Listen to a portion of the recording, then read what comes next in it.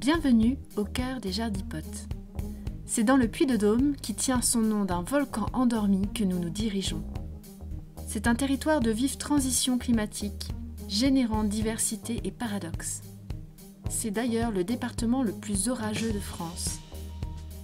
Le jardinier que nous allons rencontrer est âgé de 29 ans, amoureux de la nature, passionné de pêche, mais également un tennisman de haut niveau pratiquant aujourd'hui le football suite à une blessure. Il nous reçoit dans sa serre, du potager chez ses parents. Bonjour Florent. Bonjour, je suis ravi de vous accueillir dans ma serre. En ce qui concerne la date de création de la chaîne, tout simplement en 2014 j'ai décidé de mettre quelques vidéos, disons plutôt des montages photos en ligne sur YouTube. C'est comme ça qu'est née la chaîne. Après je me préoccupais sincèrement pas des statistiques, je m'en occupais pas, et 2 ans après, en 2016, je me suis dit tiens, pourquoi pas faire plus des vidéos, avoir une certaine communauté, pourquoi pas partager mon savoir, vu que j'ai fait mes études en espace vert au lycée de Marmilla dans le Puy-de-Dôme, un grand lycée agricole de France. Et depuis 2016, tout simplement, j'apprends aussi à faire des montages vidéo, ce qui m'intéresse fortement, et j'en apprends tous les jours. À chaque fois que je fais un montage, j'essaie d'inclure une nouvelle chose.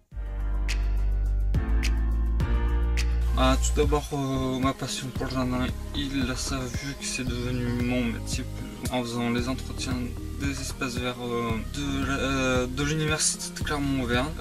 Mais au niveau de ma chaîne, très peu sont au courant, je pense, car je l'ai fait un peu sans trop la promouvoir au début. Et là, je viens de passer les 1000 abonnés il y a très peu. Mais les seuls au courant sont mes parents, ma soeur, et ils m'encouragent fortement. Et j'ai même mon papa qui a créé la nouvelle introduction avec la tournesol qui est présente depuis le 1er janvier de cette année.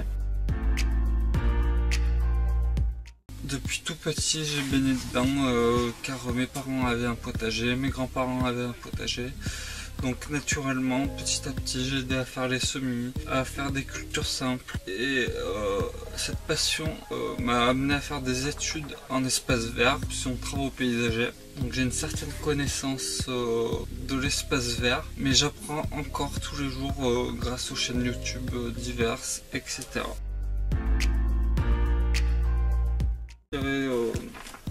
D'avoir une certaine autonomie alimentaire en fruits et légumes frais, d'avoir des fruits et légumes de qualité qui ont du goût, le goût du terroir, qui sont cultivés sans engrais, sans produits chimiques, mais de façon naturelle. Et on sait ce qu'on mange, c'est l'avantage d'avoir son propre potager. Et puis avoir le goût du terroir, c'est bien mieux qu'avoir le goût tout simplement de la flotte dans les produits de supermarché, qui en plus sont souvent bourrés de pesticides, d'engrais, etc. Donc pour moi c'est un avantage. Et puis c'est aussi pour moi un échappatoire suite à mes problèmes de santé que j'ai eu dans le passé. Donc ça me fait penser à autre chose, et ça c'est magique. Quelle est la taille de mon potager? Est-il proche de mon habitation? Tout simplement, je vais vous répondre que non, il n'est pas proche de mon habitation, il est à 40 km chez mes parents.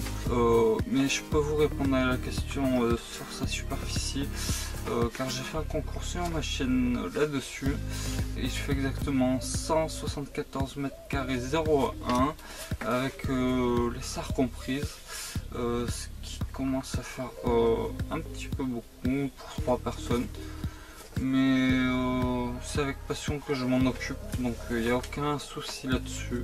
Maintenant j'apporte principalement du purin d'ortie pour fortifier mes plantes, ou en tant qu'insecticide, ou de l'algue, donc un produit naturel.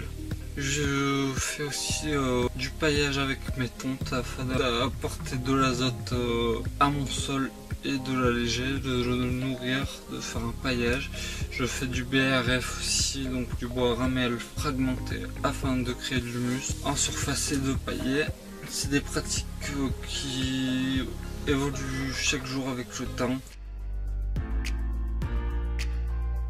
Tout simplement, j'essaye d'y être un maximum parce que c'est un loisir, c'est un plaisir. Mais ça dépend des saisons. En hiver, c'est plus aux alentours de 5 heures en moyenne par semaine que je suis dans le jardin. Mais au printemps, comme vous pouvez le voir actuellement, avec le boom des semis, des repiquages, des plantations, puis passer jusqu'à 20 heures, 25 heures, 30 heures par semaine. En plus des vidéos que je fais sur ma chaîne. Donc je ne compte pas mes heures pour moi ni pour vous, c'est avec plaisir que je le fais. Donc je dirais tout simplement que j'utilise beaucoup les vidéos d'autres youtubeurs, je m'inspire d'eux. J'ai aussi beaucoup de livres sur le jardinage chez moi que j'adore lire le soir avant de me coucher. Mon premier livre, c'est un livre que mes parents m'avaient acheté à l'époque chez un libraire très connu sur les pratiques du jardin. Il y avait l'ABC des plantes, potagères, ornementales, etc. Ça m'a fait un déclic à ce niveau-là pour améliorer mes techniques. Avant, par exemple, j'utilisais pour retourner le terrain une motobineuse. Je suis passé à la bêche pour moins tuer la structure du sol. Mais dans mon évolution, tout simplement, je veux l'année prochaine passer à la grelinette afin d'avoir encore une évolution dans ma pratique et aussi dans mon évolution de la pratique faire plus de paillage pour avoir moins d'arrosage à effectuer, moins de désherbage à effectuer, avoir une technique un peu moins conventionnelle que je n'ai actuellement. À part dans la serre, c'est très rare que j'arrose. J'essaye de limiter les arrosages afin que quand je récolte mes graines, tout simplement, elles soient habituées à avoir très peu d'eau à la source. Tout simplement, la méthode de Monsieur Prout.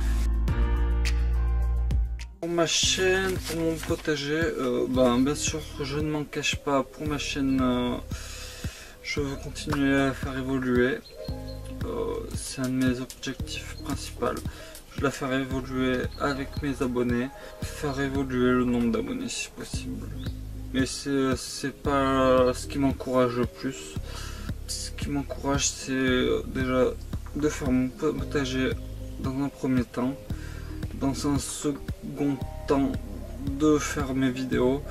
Après au niveau de l'évolution du potager, bien sûr que j'ai des projets, notamment faire des habillages pour ma cuve de 1000 litres, donc faire un habillage en bois de palette ou de récupération, peu importe, mais en dépensant le moins possible, et faire pareil un habillage pour mes composteurs plastiques afin que la nature soit plus présente, en fait, que ça fasse un espace plus naturel. Donc j'ai déjà une serre que j'ai fabriquée à base de bois et sur de bâches pour serre. Là on se trouve dans ma serre, je fais beaucoup de production parce que je donne et je vends aussi beaucoup à mes voisins, amis, famille. C'est le partage qui prévaut vu que je suis collectionneur de tomates. Enfin, je vous dirais juste un énorme merci à mon entourage qui me soutient, à ceux qui me soutiennent aussi sur ma chaîne YouTube, aux futurs abonnés. N'hésitez pas à venir, ça me ferait très plaisir. Et vous êtes très nombreux, donc pour le moment un peu plus de 1000. Mais je vous dis merci, un grand merci, et je vous dis à très bientôt. Ciao, ciao, ciao. Merci Florent de nous avoir parlé de toi et de ton potager. On ressent à quel point il est important pour toi. Si vous voulez exprimer votre passion, venez nous en parler et participer à l'interview en nous contactant par mail à potagerproduction@gmail.com. Merci à tous et à bientôt au cœur des Jardipotes.